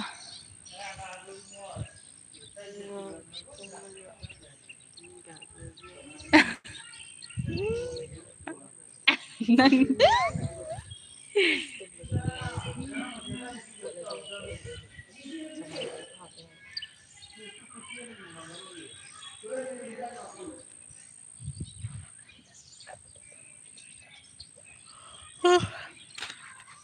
저기 한번 기다려.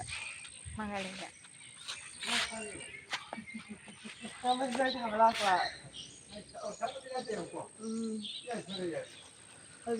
바이 ꯀꯣꯟꯅ ꯊꯦꯡꯅꯔꯁꯦ ꯍꯣꯏ ꯊꯦꯡꯅꯔꯁꯦ butterfly butterfly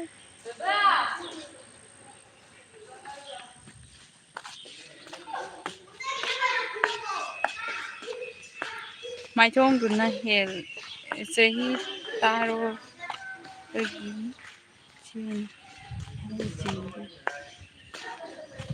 ꯍꯥꯏꯖꯤꯜꯂꯤꯅꯤ ꯃꯥꯏꯊꯣꯡꯗꯨꯅ ꯍꯦꯜꯂꯦ ꯌꯦꯡꯅꯤꯡꯕ ꯕꯥꯏ ꯀꯣꯟꯅ ꯊꯦꯡꯅꯔꯁꯦ ꯐꯥꯒꯤ ꯇꯧꯕꯅꯦ ꯑꯩꯗꯤ ꯆꯍꯤ 12 ꯁꯨꯔꯦ ꯑꯁꯦꯡꯕꯅꯤ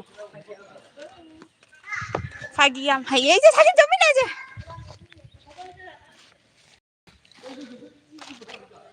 ꯄꯤꯛꯂꯕ ꯂꯝꯕꯤꯁꯤꯗ ꯆꯠꯀꯗꯕꯅꯤ ꯂꯝꯕꯤ ꯁꯥꯡ ꯄꯤꯛꯇ꯭ꯔ ꯃꯌꯥꯝ ꯆꯤꯜꯂꯦ ꯌꯥꯝꯅ ꯑꯩꯈꯣꯏꯒꯤꯁꯦ 이발이 샀으면 또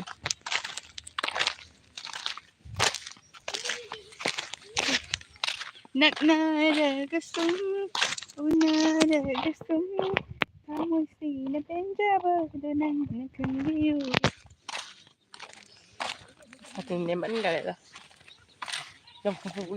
ꯃꯅꯤꯄꯨꯔꯒꯤ ꯅꯨꯄꯤ ꯂꯧꯗꯣꯏꯅꯤ ꯑꯩꯗꯤ ꯌꯨꯇꯨꯕꯔꯁꯅ ꯃꯅꯤꯄꯨꯔꯒꯤ ꯅꯨꯄꯤ ꯅ꯭ꯌꯨ ꯌꯨꯇꯨꯕꯔꯁꯅ ꯃꯅꯤꯄꯨꯔꯒꯤ ꯅꯨꯄꯤ ꯂꯧꯗꯣꯏꯅꯤ ꯍꯣꯏ ꯂꯧꯕꯤꯌꯣ ꯃꯅꯤꯄꯨꯔꯗꯒꯤ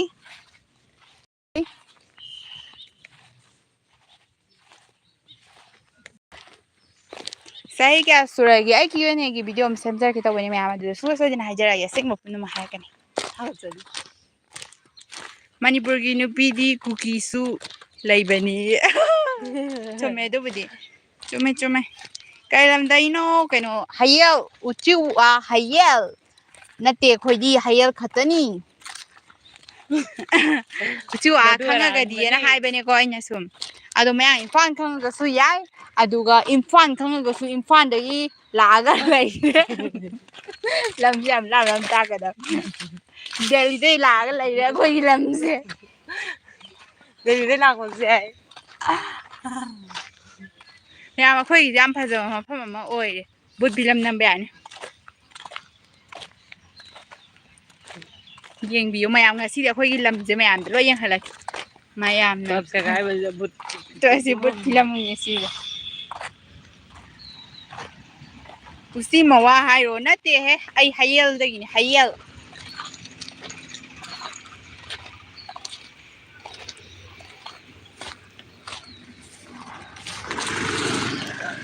Madam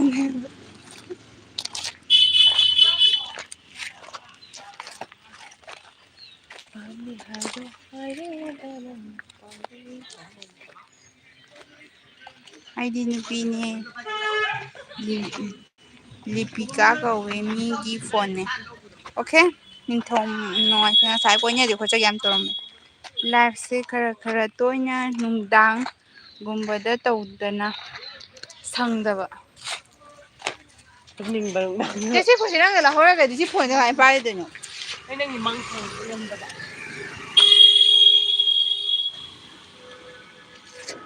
phone ta nai ga yam na satin se ga ba mo upchara ga nya lai ko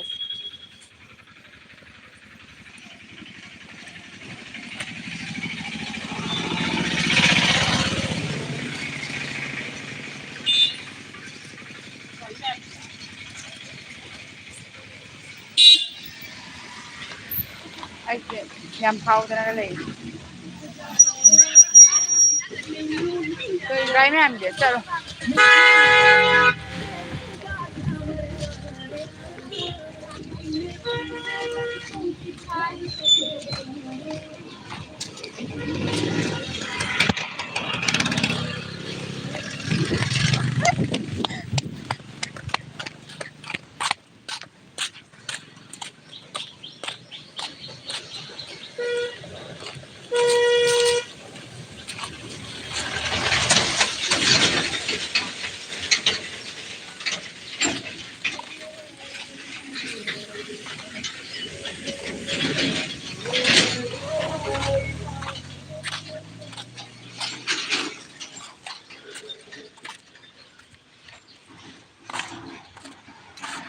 chúng mình là tha rồi là tha rồi chúng mình ai gì đi phone đấy ôi nè tha được thôi thôi ok Pipika I get you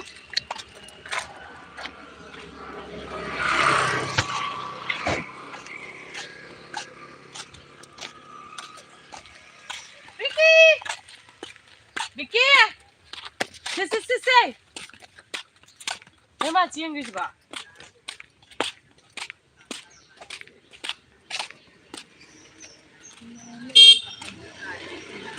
na yung aseng basida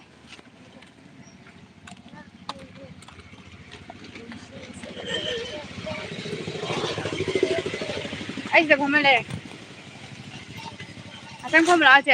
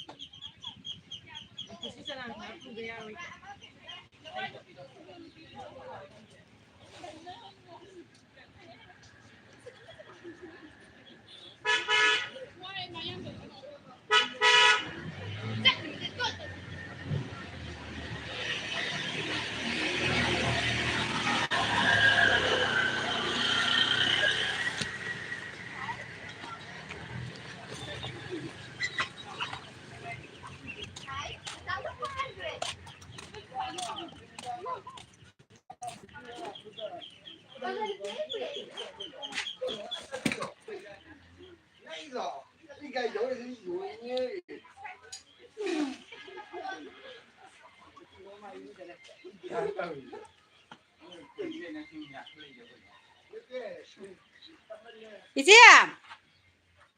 이제 안다 브로네.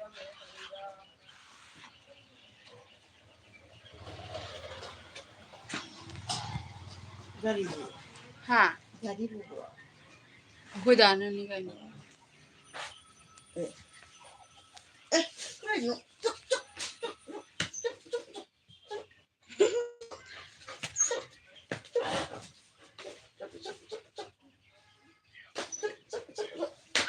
Hi. Hi, ma'am. Gender bro. 시다.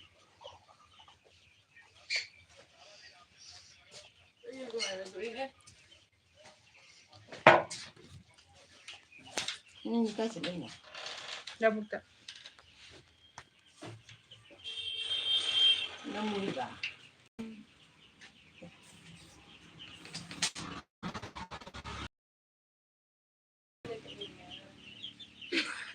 wala. Kaya hotelan nila. Latari niya.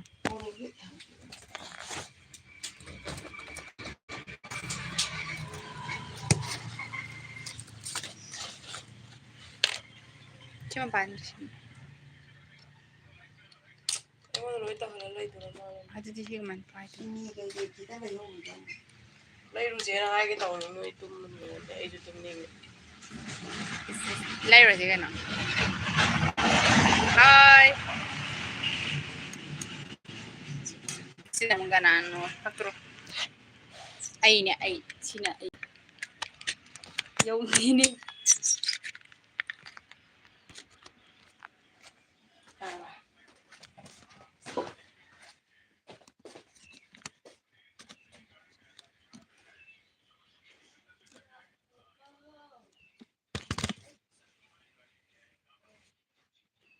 Kusali.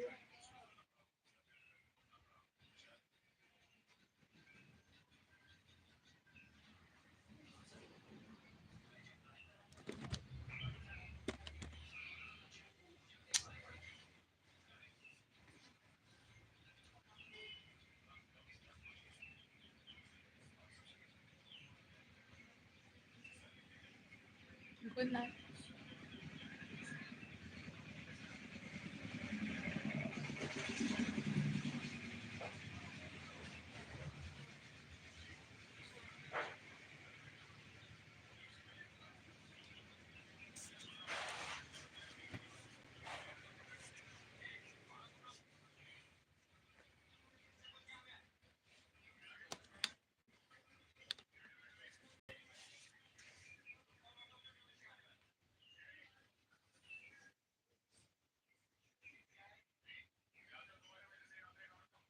Lao cha din naman ko ro. Hello, hi.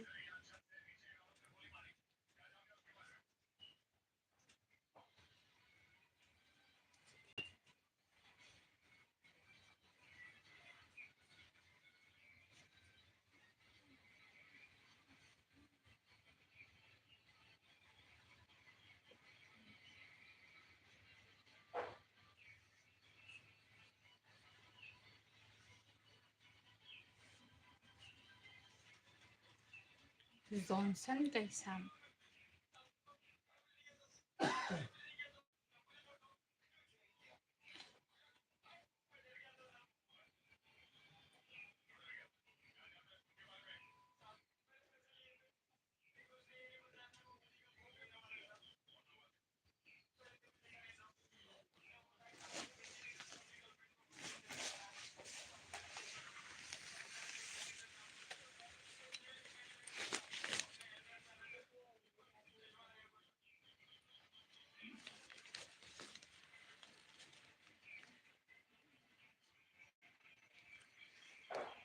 Hello from Idols.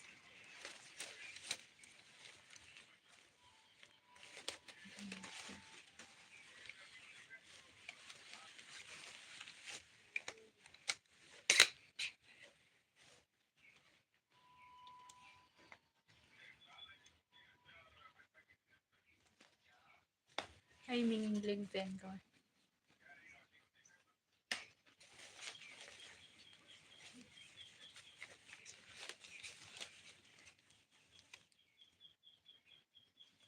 Isa'y rin sa roon. Ay, isa'y sa looking. Ay, jabo sa looking. Isa'y sa tingin na napagabo sa roon. Nara, nara, nara, nara. Nara, nara, nara. Yung na isa sa pamali. Yung nga ay mayang nga sili. Yung nga like have a yung video.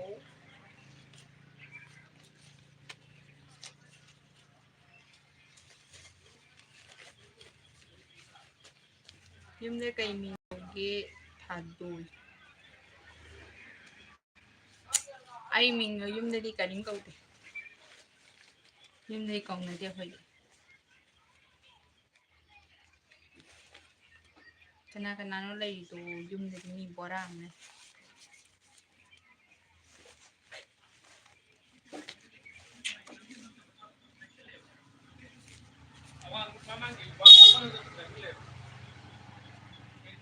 Yan kasi. So na yung mali na hindi rin.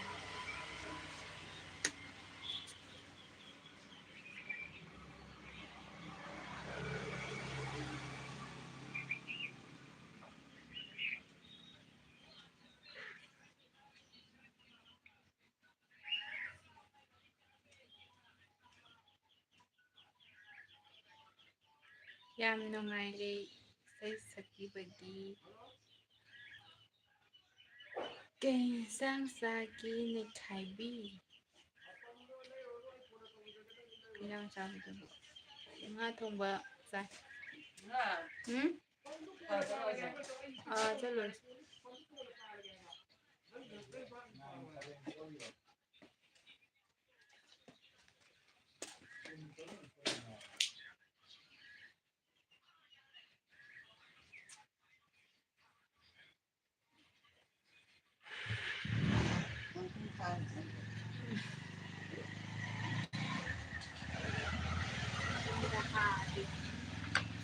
Yung da...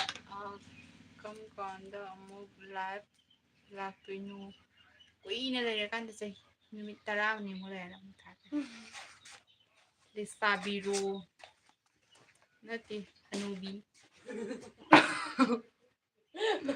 Neikhaibi stay pa sa mga sa kaudan na. Kuy no ba? Kawalin. Tingjalan.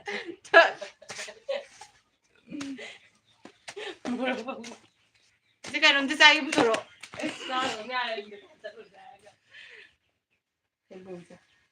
Buong ay luot na gawin tajarag. Ayaw da bida. Continue say dance kara. Uy halbiyo ko na comedy. Comedy nga kane. Maybe mas Marata bubang toro ganina tradi. Yang kang jelewa. Kamuri ne jo. Hindi hindi. Hindi kaya lang kaya. Ay gisam sibu kabesira. Nata. Estabiro hay bani nati hanubi.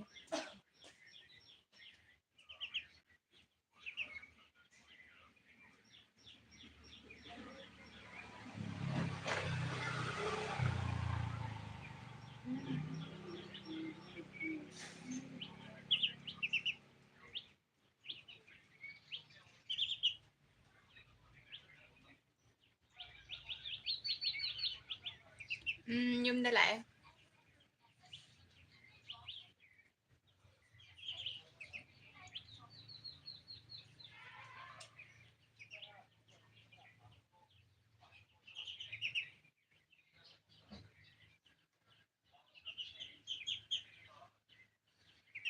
Kadi hay ko kaloy.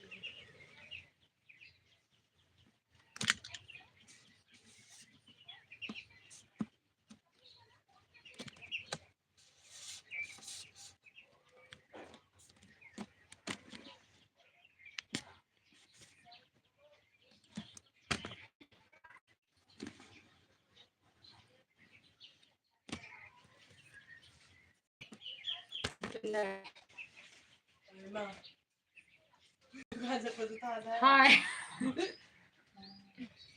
यहाँ मैं दुकान ना मुझे लोग खींचे ये laptop था तो एक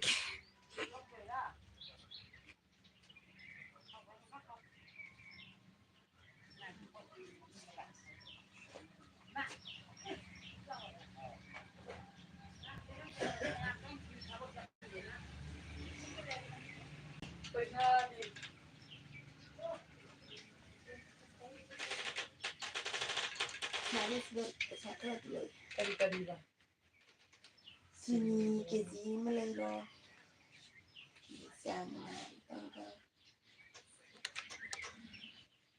napa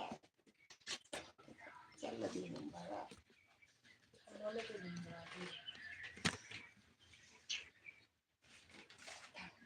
apa mesin ya bunda sini lagi कहने ना सिर्फ होता है sini keji melelo sedang kita ini dah kita melelo dah जरा मैं था नीचे अभी दिखाए हम tanggal sebelas ya सेकाई देवार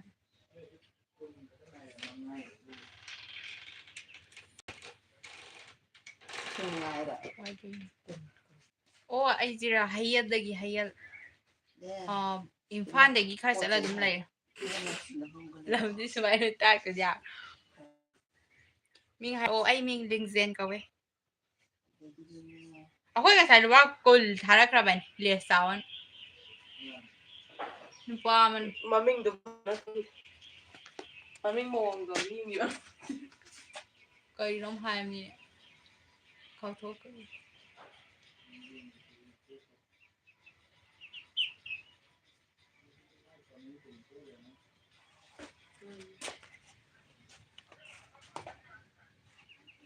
Bakal hidup apa? kita kalau hari ya ayo di hari ini pak ako di sabra je mi ngada ai matai de kita ngawr ki mem machi dum ta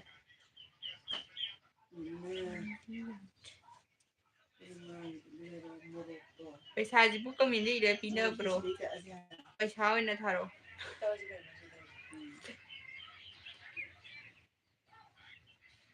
ओनिस करन दिगा चक्रे मयम RAM Ghani खंगति माग पाव कइनो ai do ada hapam tham dai de boko na ta dai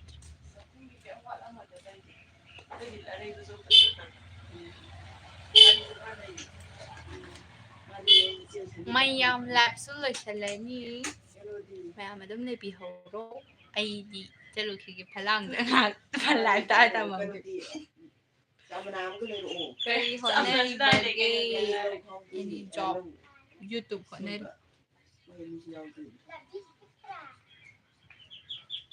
Keramo ini uja.